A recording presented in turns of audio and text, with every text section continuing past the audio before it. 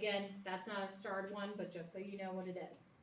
Meconium aspiration is another problem here, and hyperbilirubinemia is also a problem, as well as birth trauma.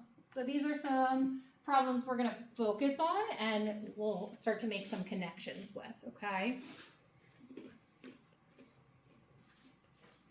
So what are our nursing management?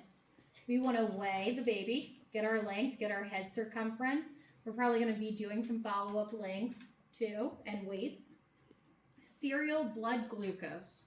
Small babies are going to have a hard time regulating their blood glucose as well, right? If they're having a hard time regulating their blood glucose, they're going to have a hard time probably regulating their temperature. You're going to find that most babies can't multitask, right? So they can only focus on one real problem at a time. So if my temperature's low, my body is going to be working harder to focus on that temperature, right? But if I'm also hypoglycemic, I can't manage both. So that's when you get a baby that can sometimes be in trouble and you've got to step in and help. We're going to monitor vital signs. Early and frequent oral feedings. This is really important, right? So baby is not getting that glucose anymore from the mom. So the placenta's gone. Now the newborn has to assume control of that glucose homeostasis through intermittent oral feedings. So we want to initiate breastfeeding as soon as possible or otherwise formula feed. If oral feedings are not accepted, then we would give like a buccal dextrose 10%. Or potentially an IV dextrose infusion, right?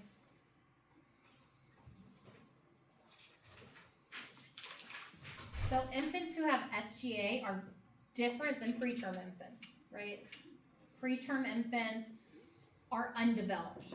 Their respiratory systems are undeveloped, but infants who have SGA have developed respiratory systems, but they need to be observed frequently for that hypoglycemia, which can sometimes show as maybe an increased respiratory rate, right?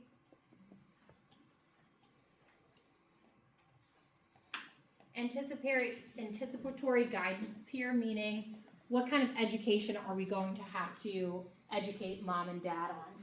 So starting the education before that baby is even born. We know an SGA baby is going to be an SGA baby most of the time before they're even born. So starting some of that education, like frequent feeding, or even what to expect, like let's say the car seat challenge test over on Family Center, where they put the smaller baby into the car seat and monitor the heart rate and pulse ox to make sure baby can tolerate sitting in the car seat to go home. Then we have LGA, large for gestational age. These risk factors, kind of similar to some of the SGA ones. Maternal diabetes, right? So a diabetic mom can give birth to an LGA or an SGA baby. But I feel like the majority of the time, it's going to be an LGA baby. So because of the chronic insulin-dependent diabetes, poor placental perfusion can occur and result in that SGA. But a lot of times it's going to be because that baby is so used to that high level of glucose from mom, producing high levels of insulin, and they're just going to get bigger. Multiparity can be a risk factor for LGA. Prior history of a macrosomic infant, so if you've had large babies, you're going to continue to have large babies. Post-date gestation, so after that 41 weeks. Maternal obesity can be a risk factor. Male fetuses tend to be larger. No real explanation for that, other than the trend is males are bigger. And then, of course, genetics. So if your mom had a big baby, most likely you're going to have a big baby. Like when they kept telling me Jack was going to be small, I was like, there's no way. I was a 9.5-pound baby. My husband was a 10-pound baby. Like, there's no way this baby's going to be small.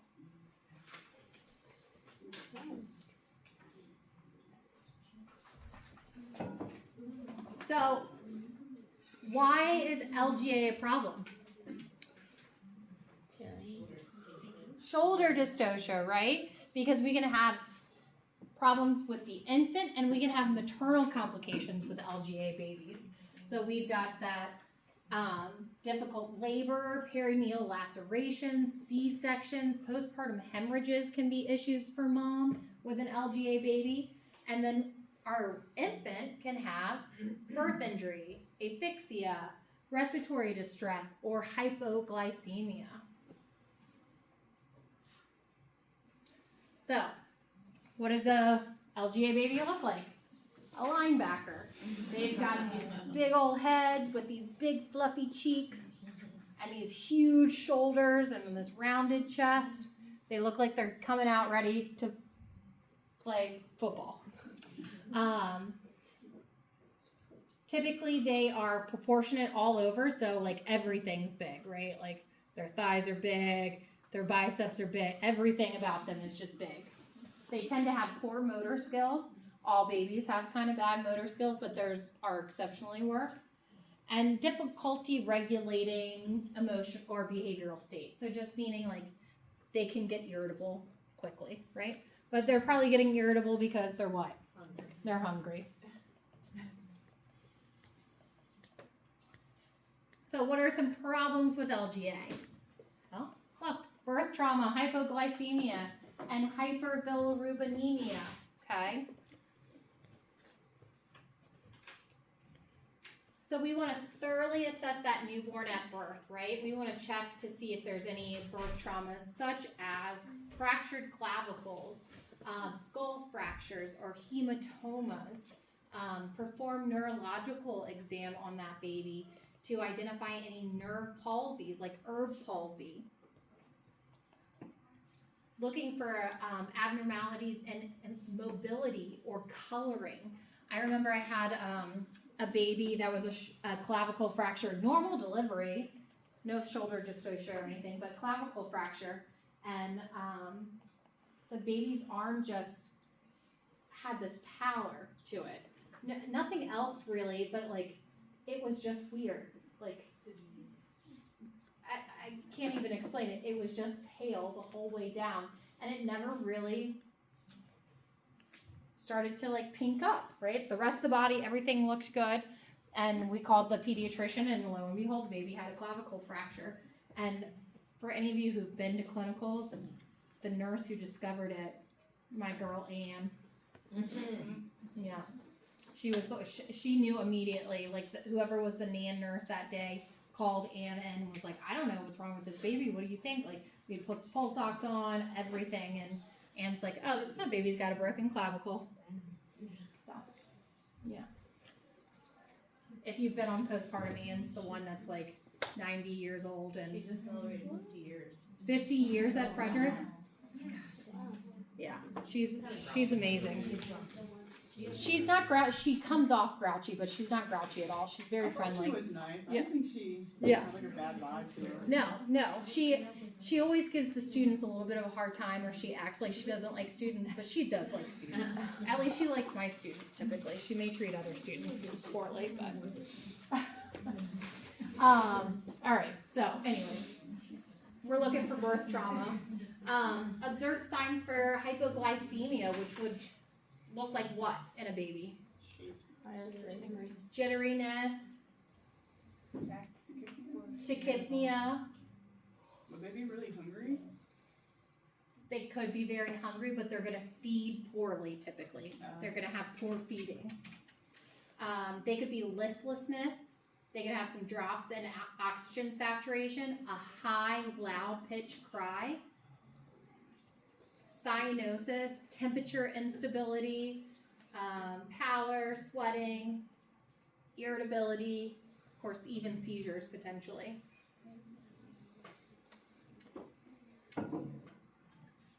Why could hyperbilirubinemia be a problem for an LGA baby?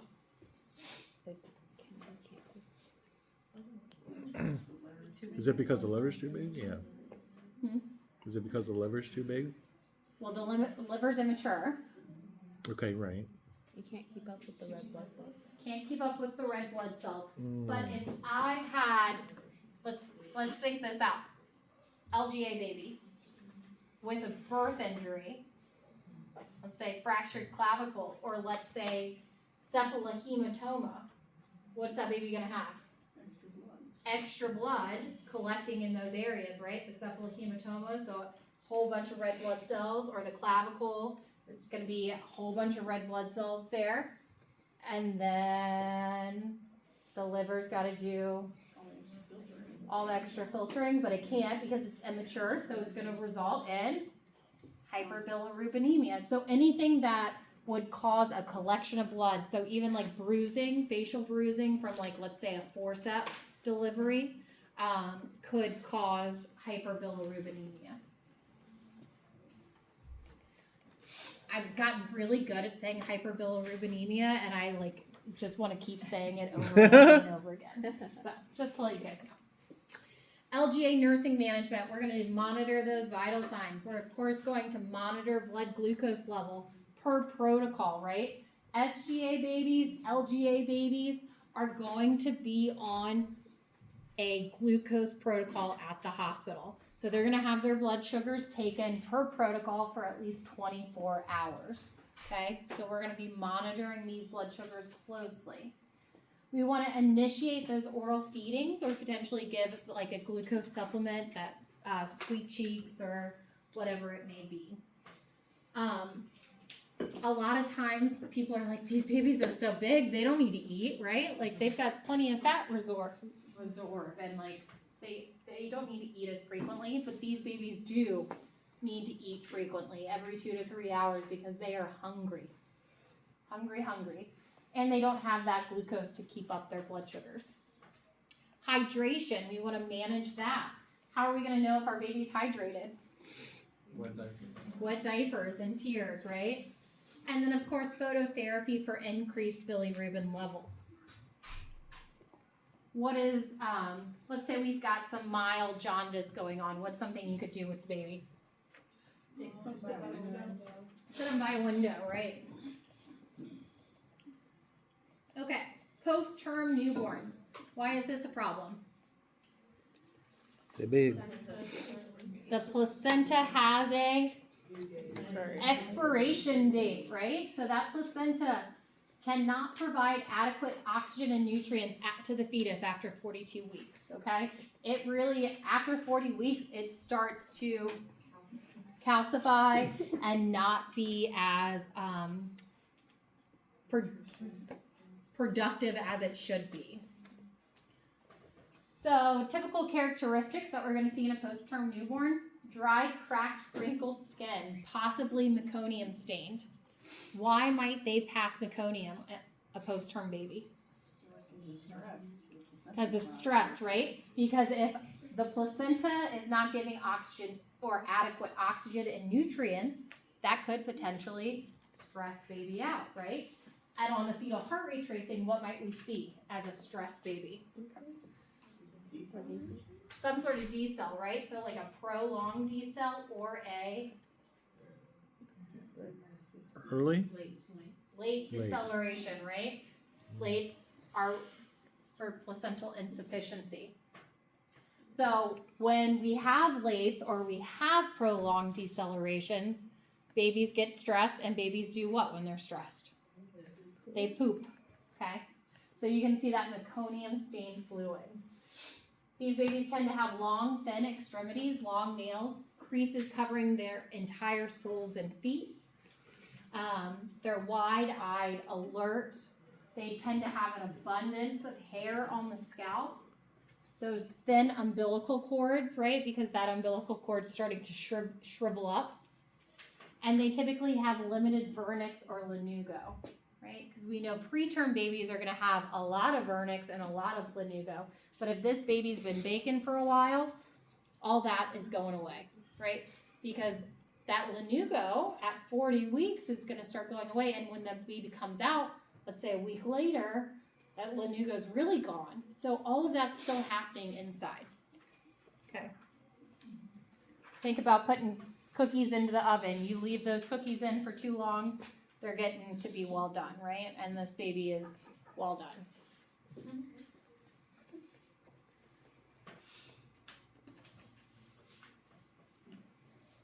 And the dry, cracked skin, think about sitting in a bathtub for too long. What happens? We start to get pruny, right? That's what's happening with the baby.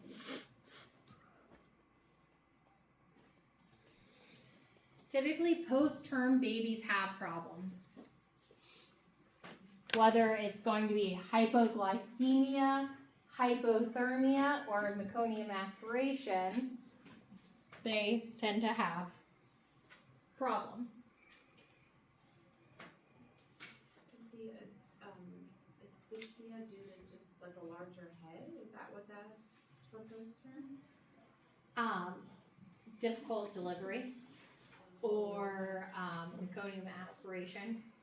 Gotcha, Okay, because what do you think's happening with a meconium aspiration, and why is that a problem?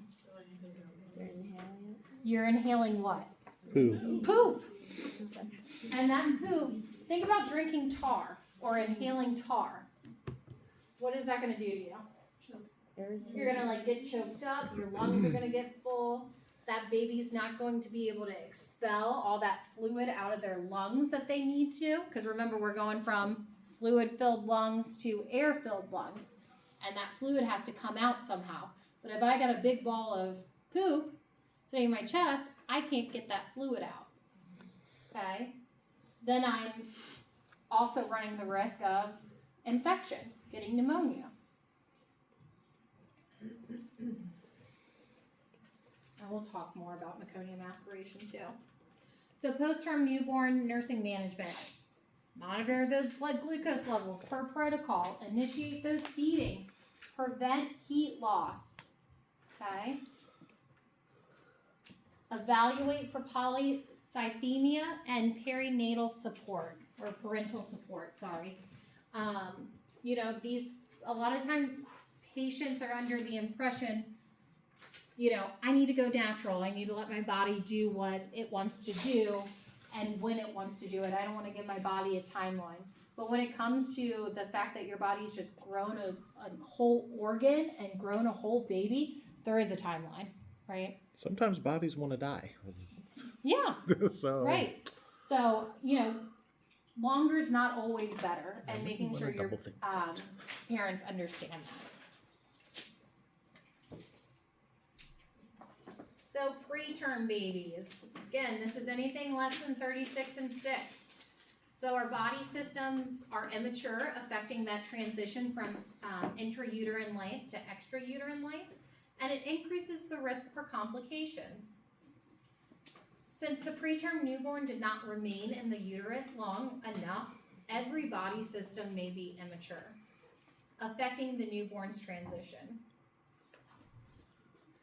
Risk is increased with decreasing gestational age.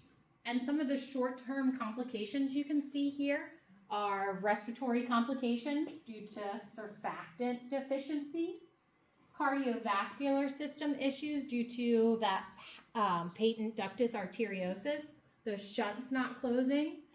The GI system, you can have necrotizing enterocolitis.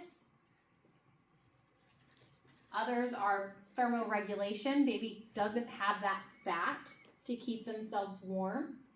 Feeding difficulties, because if I can't breathe well, I can't suck well, so I'm not eating well. Slow growth and infections, right? Baby's skin is super thin, and they can get skin infections very, very easy, or skin breakdown also very easily.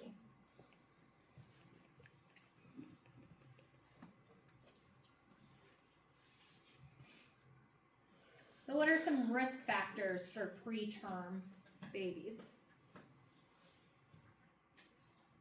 Maternal risk factors, should I say? Preeclampsia, yep. How about bleeding? That should be an easy one. What kind of bleeding might cause? What kind of placenta? Abruption, right. So somebody coming in with an abruption. Maternal or fetal distress, what could that be? Like preeclampsia, right? Or eclampsia, having a seizure. Or just stress in general. Infections and inflammation. One that I think about is UTIs, right? Moms are prone to getting those UTIs. They progress into poly or pylo. And that pylo sets them into preterm labor. And then they deliver a preterm baby because of infection. Or potentially GDS.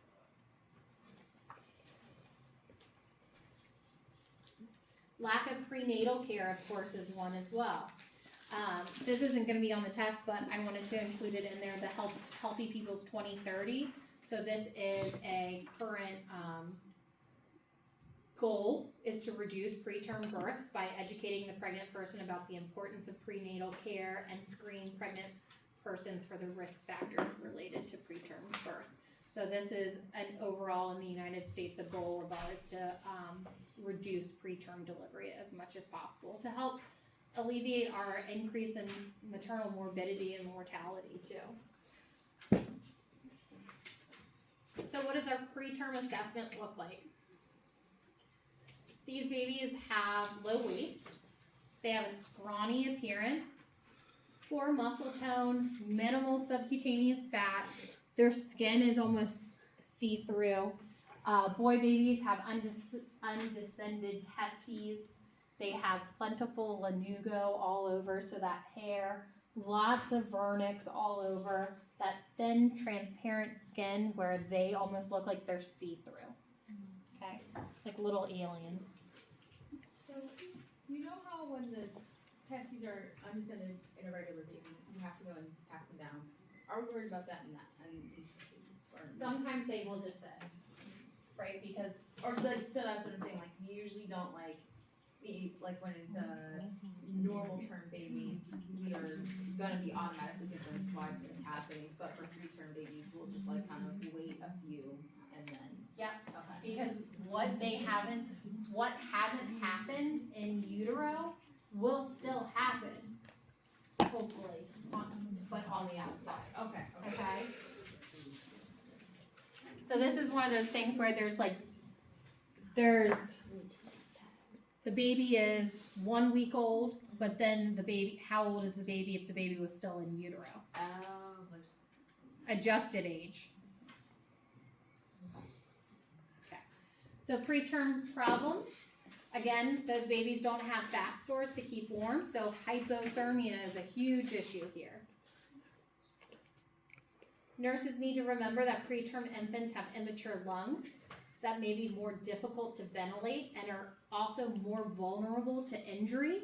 So we need to be very careful when giving breaths, right? Because we can actually overinflate their lungs. We also want to be careful with giving oxygen because babies have immature blood vessels in their brain that are prone to hemorrhages, and too much oxygen can cause that brain to hemorrhage. Their thin skin and large surface area contributes to rapid heat loss that increase to susceptibility for infection, increased risk of hypovolemic shock,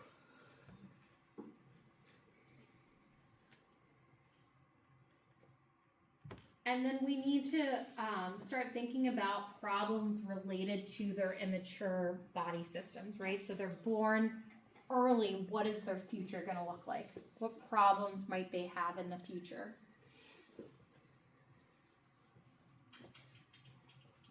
Oh, and hyperbilirubinemia, of course, that immature liver.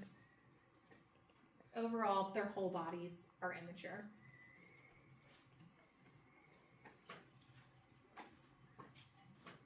So preterm infants lack that surfactant that's needed to lower the surface tension in the alveoli and stabilize them to prevent their collapse from happening.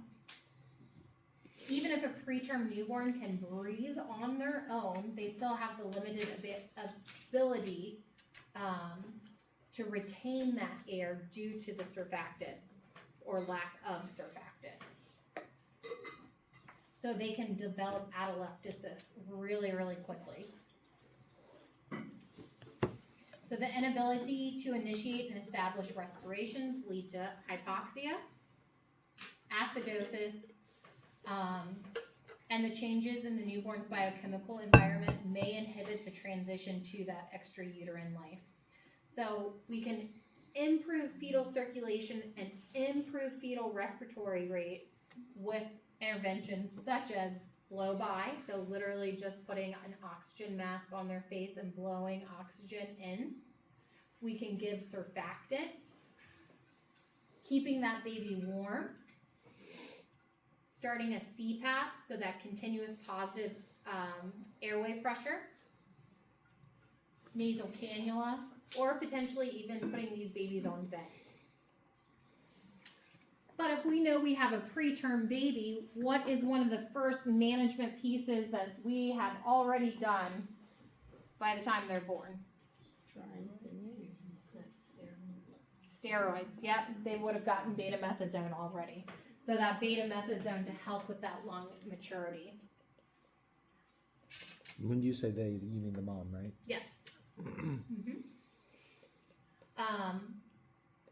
So infection prevention, these babies are in the hospital for months sometimes, right? So ensuring that NICU is staying in that clean, healthy environment, so making sure good hand washing is done, really regulating who comes in and out of the NICU, how many visitors they're having. Like for instance, during COVID, our NICU only allowed one visitor per day. So that was if mom was visiting, mom was the only visitor for that day. And then if dad wanted to come, he would have to come the next day. They could never come together. They did have like video camera systems, the Angel Kiss or whatever it's called, systems that looked down on the baby so you could see what your baby was doing, but very limited on visitors.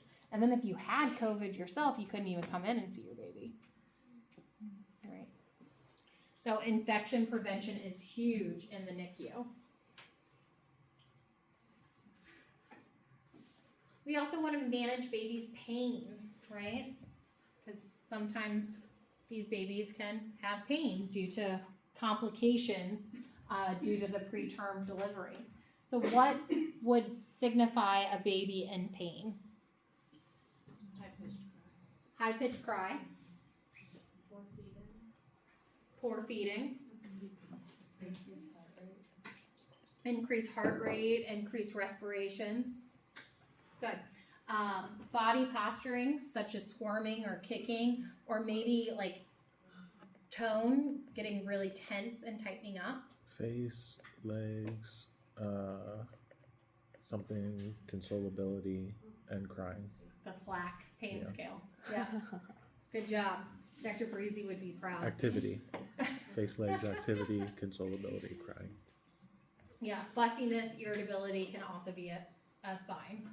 Of course, again, education here. NICU stays are long, educating the parents on what to expect in the future, moving on, what kind of milestones they may not be meeting, because their milestones and their development are going to be different.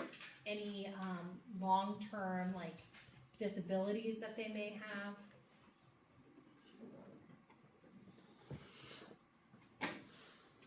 All right, perinatal loss. So perinatal loss can happen at any point, but does go along with preterm labor pretty often, especially if you are kind of right at early viability. And what would viability be? 24 weeks. 24 weeks, right. So perinatal loss is any pregnancy loss or neonatal death up to 1 month of age. So even if that baby comes back 25 days after birth, it's considered a perinatal loss. So this is a profound experience for the family. It's devastating for everybody involved, but it's also devastating for the staff taking care of them. So most important thing here is nurse being aware of any of their personal feelings and being able to take care of themselves. So this is where self-care is really important. And we have a lot more resources now at Frederick in our perinatal loss. And I'm hoping I can get somebody to come and talk to you on our last day of class about perinatal loss.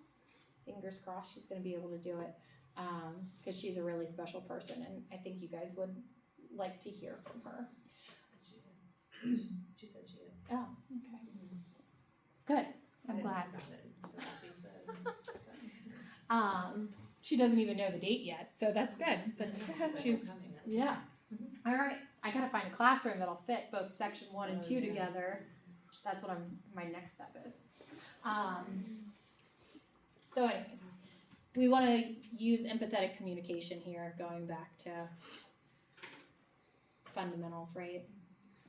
That empathetic communication and psych.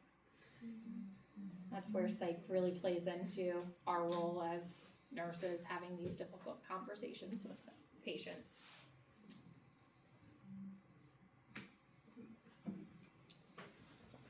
All right, take a break for a second. Daycare's calling me. Come on.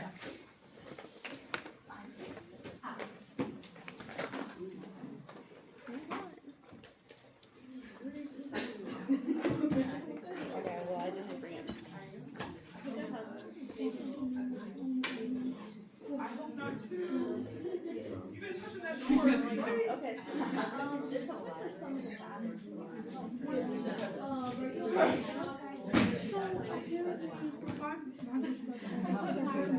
Yes. Yeah.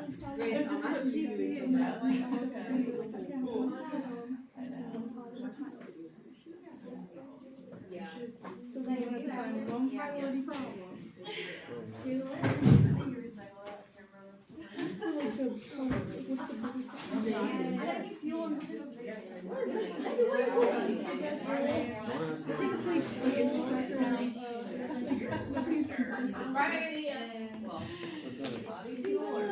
See, this is why it's good to join this.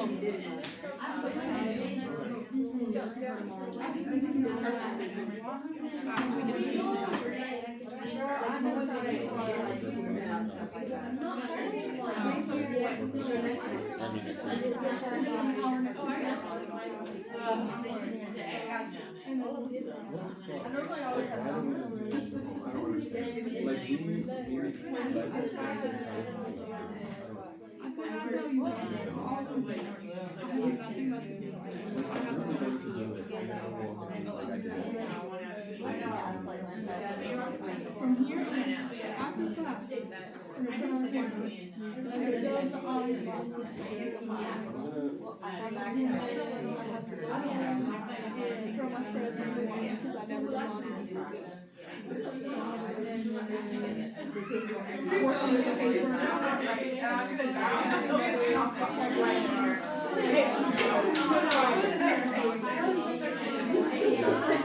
Doesn't matter. It doesn't take away how upset I am. It's still not right.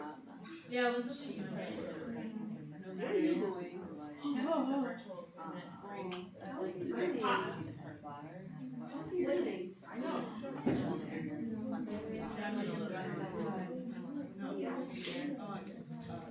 Be there for 5. Don't ever lie to me again. Don't ever lie to me again. Lie to me.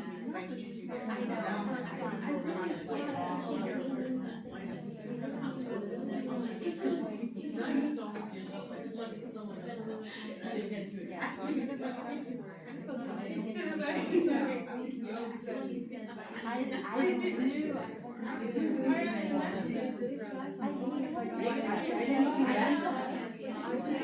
You're such a liar. You hate me around.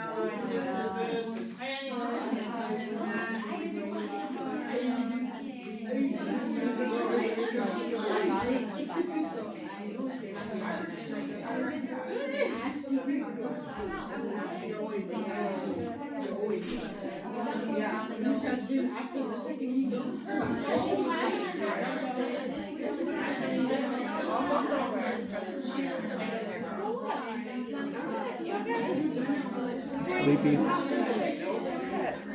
Huh? No, I had clinicals on Thursday and Friday. Then I had to stay up all night Friday so that I could go to sleep on Saturday morning so that I could be up to go to work Saturday evening, to work all the way into Sunday morning, to stay up all day Sunday so that I could get my schedule back to come in today. You had one of my days. And I'm just like, fuck that.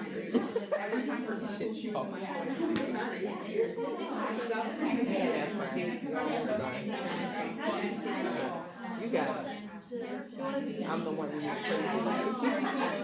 Did you do the math to figure out what you need to get on the final? What do you need? So what, like 87? 88? I need all of them right. I gotta get on this exam final for the people who got 80. I need 70. No, baby. Yep. Nope. You're out of here, kid.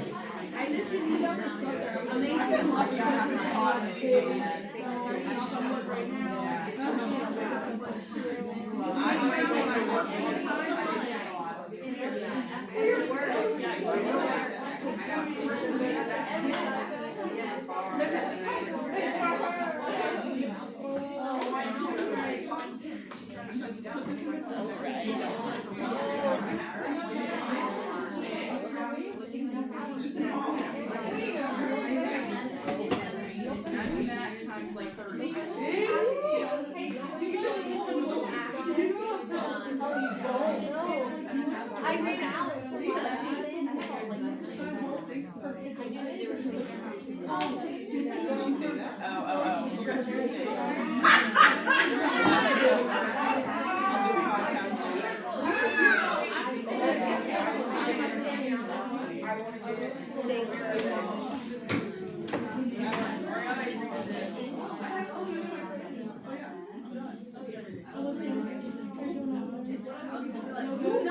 Like your seat keeps it warm for you.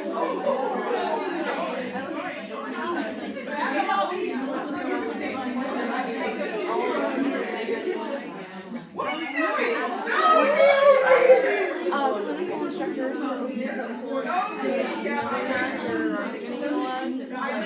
because I'm just very confused with like, Sorry, I just like spray water on you, but it took my hair tie. I just held my hand.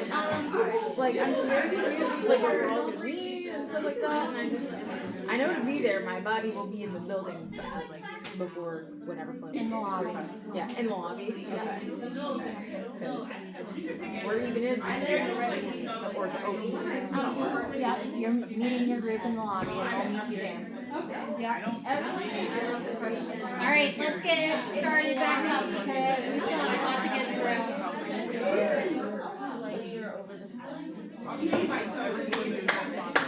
Go sit down. No? Okay. I know, same thing, yeah. All right, so we're gonna talk about acquired versus congenital disorders, guys. So acquired disorders typically occur at or soon after birth. Problems or conditions experienced by the woman during her pregnancy or birth, okay? Possibly no identifiable cause for the disorder, whereas congenital disorders are present at birth and are usually due to some type of malformation occurring the antenatal period. Typically, some problems are inherited or genetic, and the majority of them really are complex problems. So a congenital disorder, for example, would be Jack was born with an atrophied kidney, so that is a congenital disorder. Whereas a friend of mine had a baby, very normal baby, normal delivery, but the baby had a stroke shortly after delivery, so acquired condition.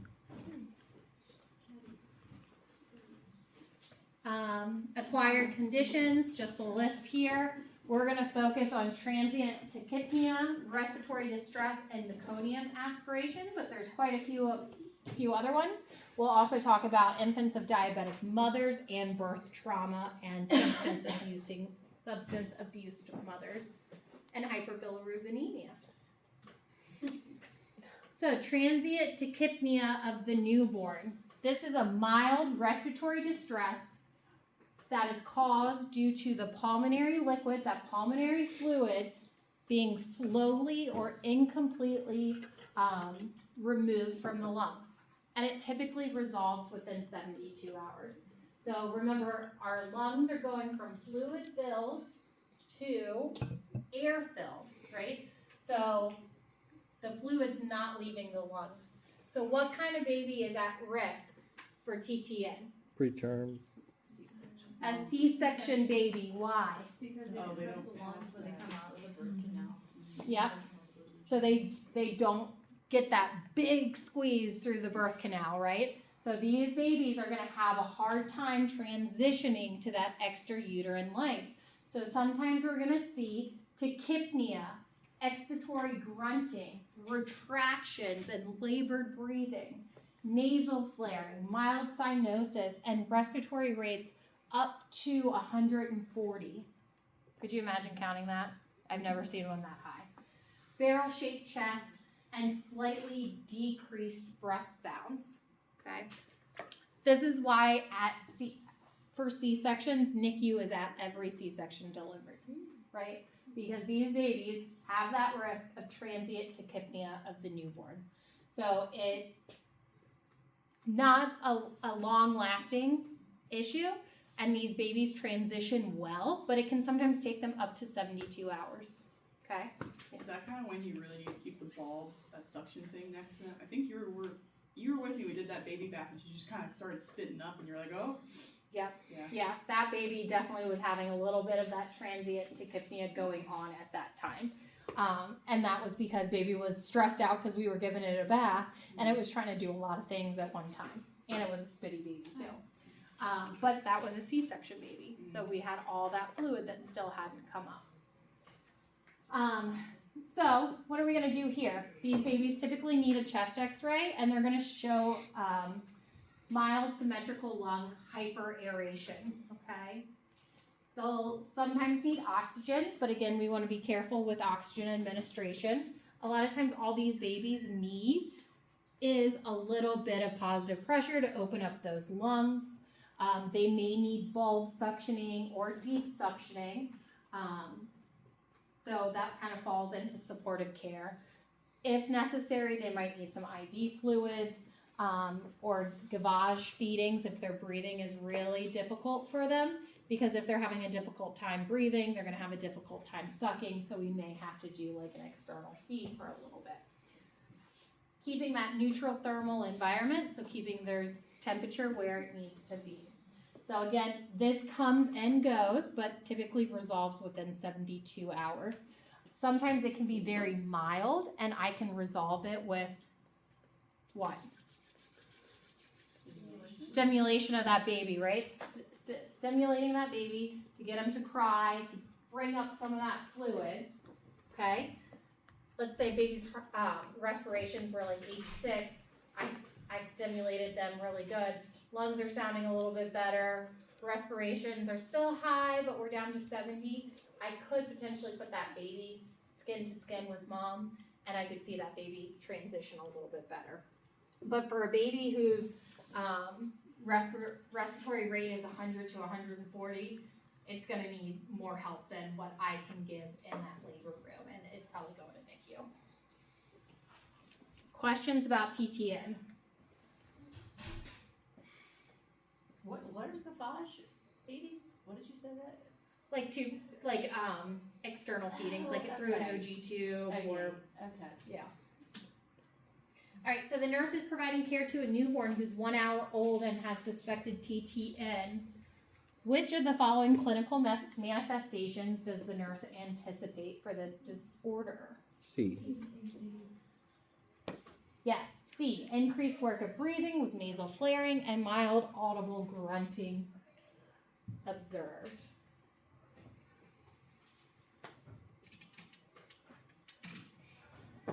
Respiratory distress syndrome. So this is a lung immaturity and a lack of alveolar surfactant. So what's a risk factor for respiratory distress syndrome? Preemies, preterm babies, right? We're gonna see respiratory distress syndrome most likely in our preterm babies. Ooh. One other question. TTN. What other risk factor would be high with the TTN baby? We have C-section, but what's another one? Poly, right? Too much fluid. So if mom has a high level of amniotic fluid, polyamniocentesis, polyhydramnios, Hydramnia. they're gonna be at a risk for TTN. Sorry. Okay. Moving back to respiratory distress syndrome. So these babies are gonna have expiratory grunting, nasal flaring, chest wall retractions, or seesaw breathing. So that, like this, okay? Generalized cyanosis. So more than acrocyanosis. We're beyond that. We're like generalized, centralized cyanosis. So around the mouth, and the trunk. Heart rate greater than 150. Fine inspiratory crackles and tachypnea. This is just a picture showing different types of retractions. Sometimes babies will have like intermittent retractions, but these are retractions that just aren't going away. On their chest x-ray, they're going to show a ground glass pattern, and that's due to the lack of surfactant that they don't have. So our nursing management here is going to include supportive care and closely monitoring, doing lots of vital signs, monitoring their breathing and pulse ox. We may need to give ventilation through CPAP or a PEEP, or we might need to give oxygen therapy.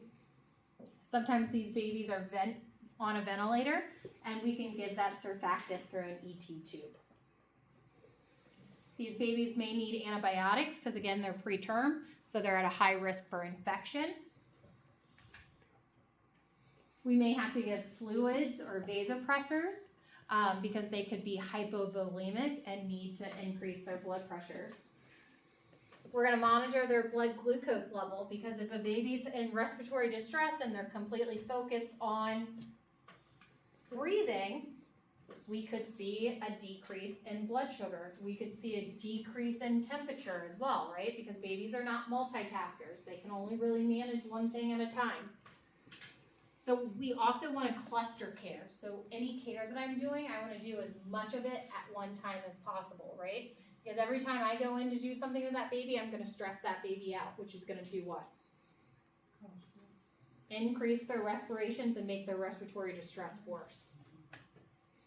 So parental support and education, again, what to expect while that baby is in the NICU, what we're doing, why I'm doing it, what are all these alarms for, because the NICU can be a very overstimulating environment if you're not used to it.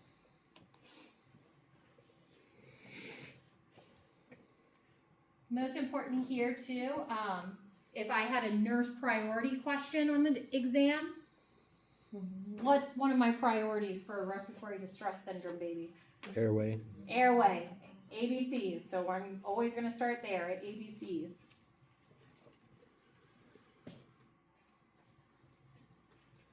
Which of the following findings are associated with respiratory distress in a baby? This one, this one, this one, this one. All but C? Everything but C, right. So newborns who have worsening or an increased length of respiratory distress will actually experience a decrease in urine output. A nurse is providing care to a newborn who's 28 weeks gestation and has RDS. Which of the following actions should the nurse anticipate, including in the plan of care?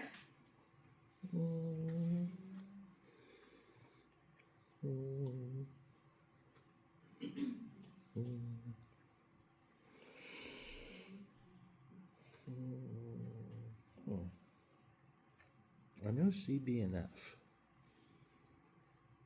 You got a C, B, and F here. But I can't remember if it was 100%. I don't think 100%, right? Isn't 100% like a little much?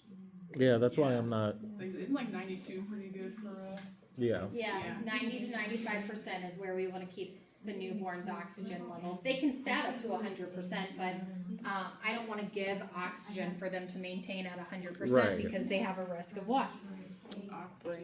Those brain hemorrhages, yeah, and hypoxia, or not hypoxia, but yeah. So the answers here are C, Mhm. B, Mhm. E, Mm. and F.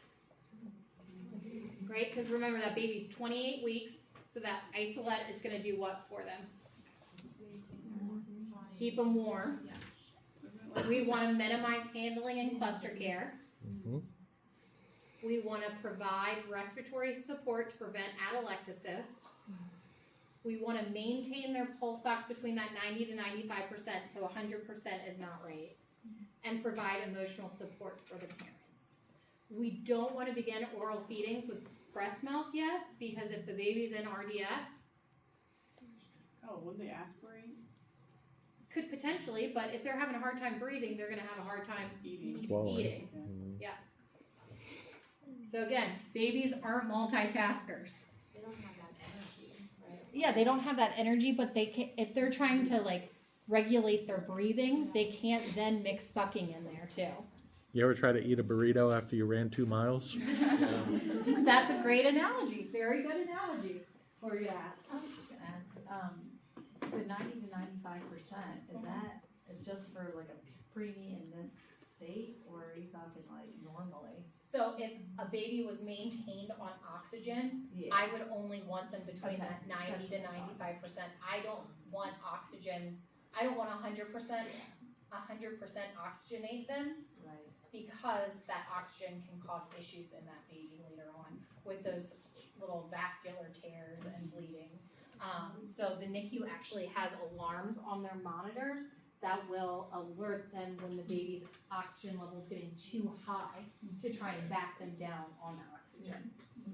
Okay. But like for a healthy newborn, like would it between 90 and 95% be alarming to you? Right, healthy newborn, like, No, no, No. it wouldn't? I would want to see a healthy newborn above 90%. Oh, okay, so that would be considered normal. Yeah. Okay. Yeah, after like 20 minutes of age, a baby should be 90% on room air. Got it. Yeah. Okay.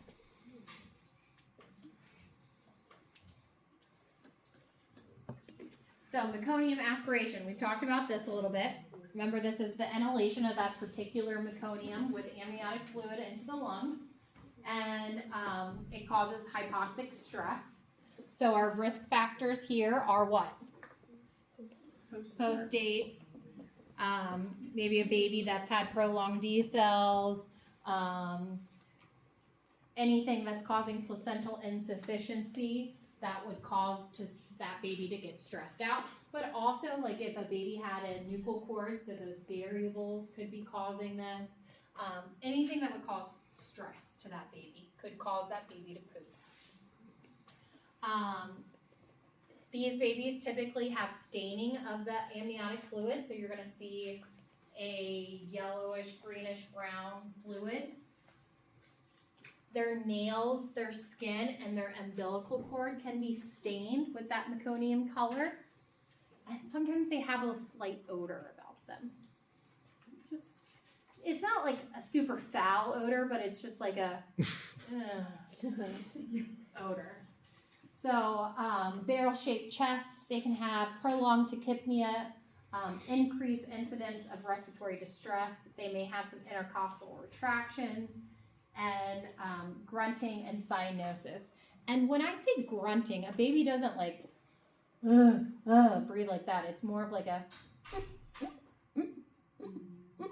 that's kind of what it sounds like when a baby's grunting. So it's not always super noticeable when a baby's grunting. These babies on their x-ray will have patchy, fluffy infiltrates, okay? So whereas RDS is that glass ground, I actually think of RDS, respiratory distress syndrome, in these infants. I kind of compare it to like our COVID, because it was glass grounds on their x-rays, and actually good positioning for those babies are prone and side lying. So I just think about COVID when I see those things. For meconium aspiration babies, drying and stimulating first, right? I want them to stimulate and cry to not suck in that fluid, hopefully to kind of get it all out. We may have to suction these babies at birth. This could be with a bulb syringe or with deep suctioning, like a meconium aspirator and actually going in and getting that meconium. So sometimes they have issues with adequate tissue perfusion, so making sure we have adequate tissue perfusion by stimulating them, putting them on the pulse ox, giving them oxygen if they need it, giving them CPAP or blow-by to open up those lungs so they can breathe deeper and better. Of course, regulating their thermal environment and prenatal support and education. So NICU's always at delivery for meconium stained fluids. Because a lot of times they do have to suction and they do have to give blow-by. So anytime we have, we know that there's an issue, we're gonna have NICU at delivery to help with resuscitation. Because interventions are done a lot earlier on these newborns. So again, risk factors here, post-term babies, but it can be any baby. And I wanna dry and stimulate. A nurse is caring for a newborn at 41 weeks gestation who was born with meconium-stained amniotic fluid. The newborn is non-vigorous, limp, dusty immediately after birth. Which of the following actions is the highest priority? C. C. Warm, dry, and stimulate the newborn.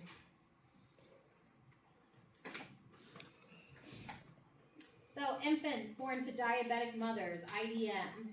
These are infants that are born to moms who have GDM, type 1, or type 2 diabetes.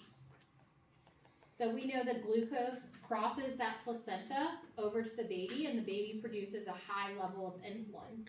But when that placenta is detached from the baby, that baby can no longer support that glucose reserve. Yes, Stacey, sorry. I just had a quick random question. Uh-huh. Would you do an NG2 for the meconium aspiration for babies?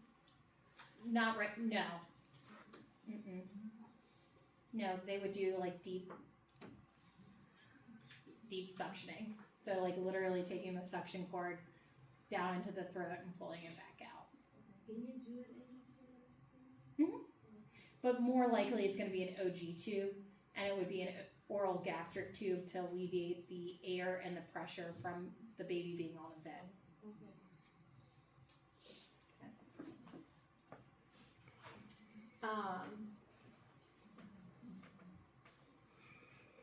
So these babies no longer have all that glucose transferred to them, so they have this high level of insulin, right?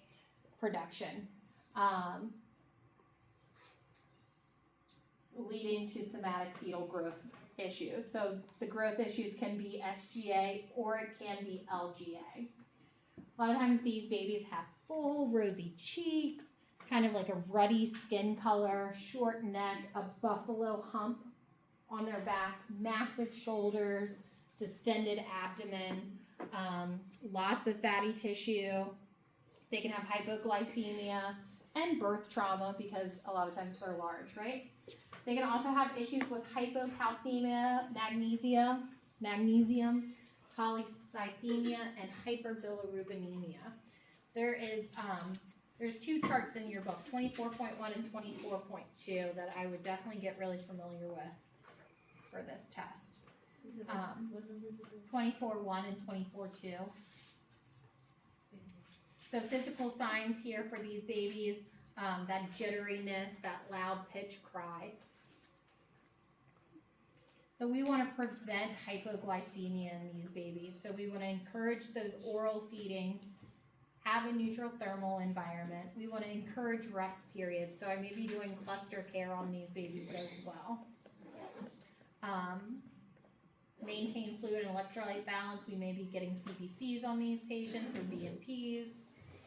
Of course, parental support and education. Again, table 24.2. So newborns of substance abuse parent. So most common is tobacco, alcohol, and marijuana, although we see lots of heroin, opiate addictions, cocaine addictions, crack, all of them. You name them, we see them. It's policy at Frederick Health. We do a urine tox screen on every mom who comes in through our triage.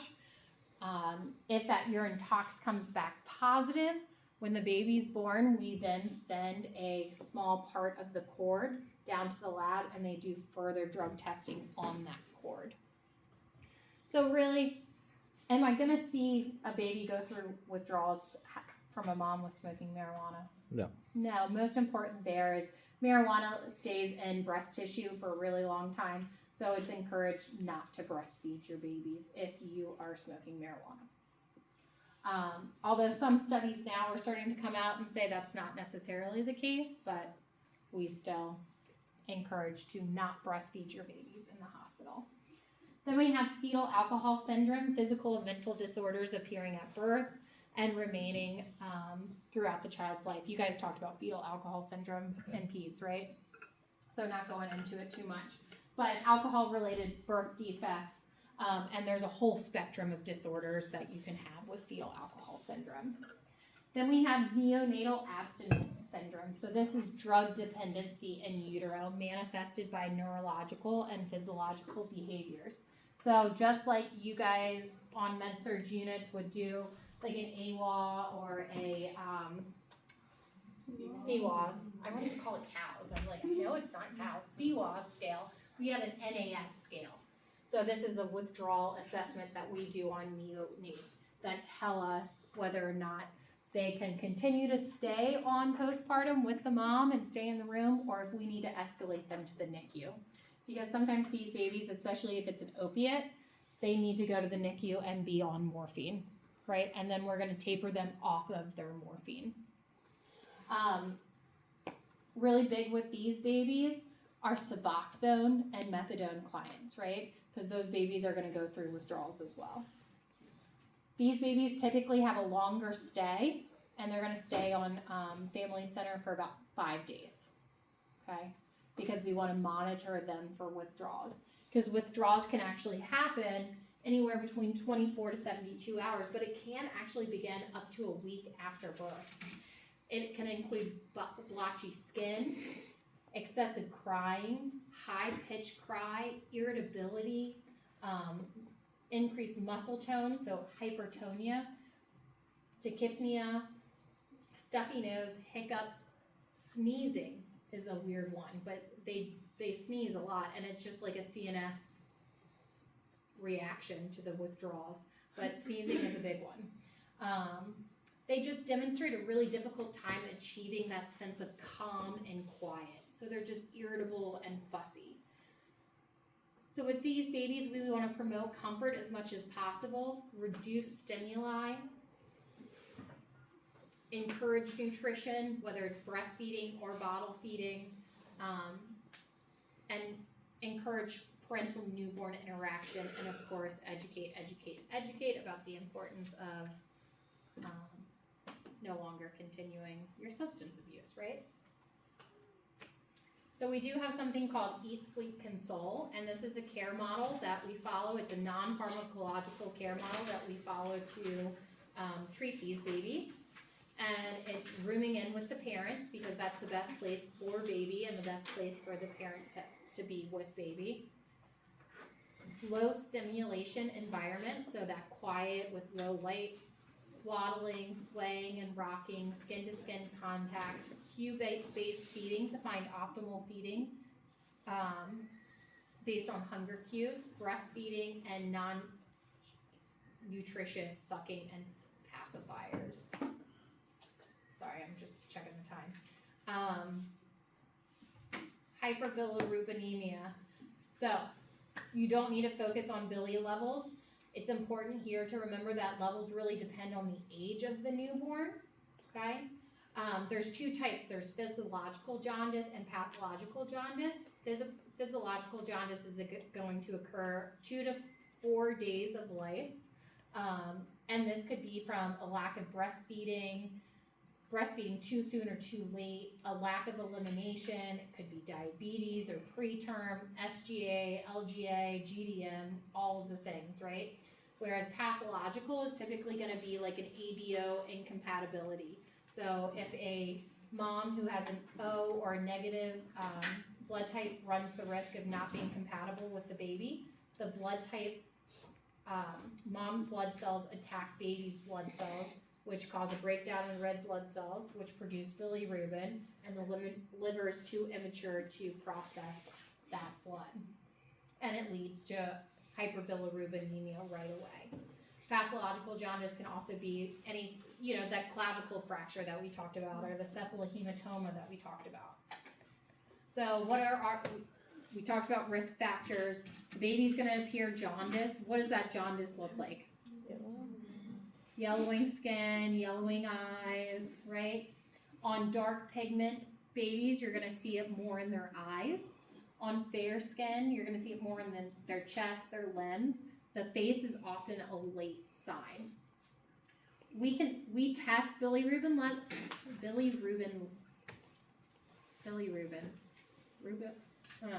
We test that on every baby in the hospital per protocol. So every baby gets a TCB, which is a transcutaneous bili measurement.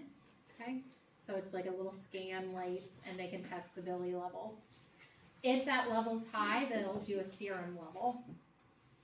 So in order to get the bili out, what do we need to do?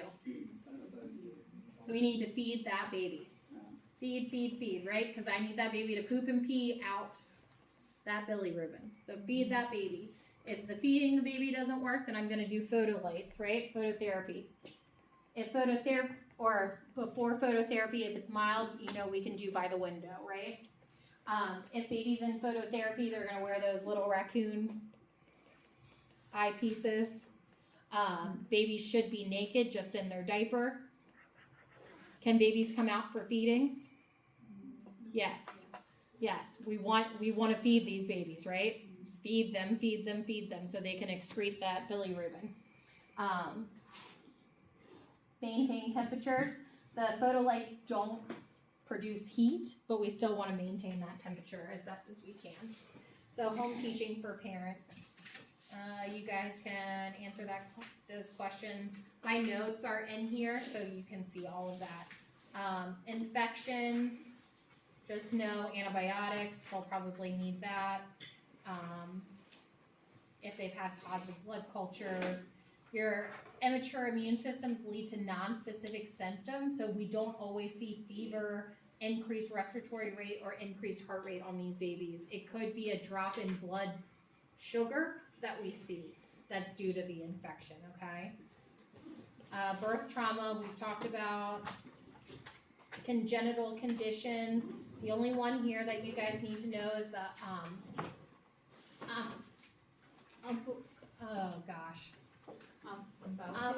Thalasseal, there we go, and gastroschisis, okay? And there's a whole slide on that. On the bottom of my notes, it tells you that how the baby should be positioned. I would know that, and know that you want to keep a sterile water-soaked gauze on it to keep it from drying out. Okay. There is the 1-minute nurse hyperbilirubinemia that's due today by 11:59. Get that in. And if you have any questions, just let me know. Shoot me an email. Book an appointment with me.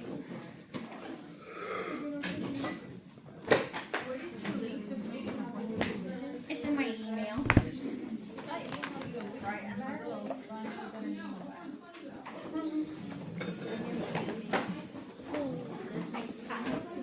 Yeah.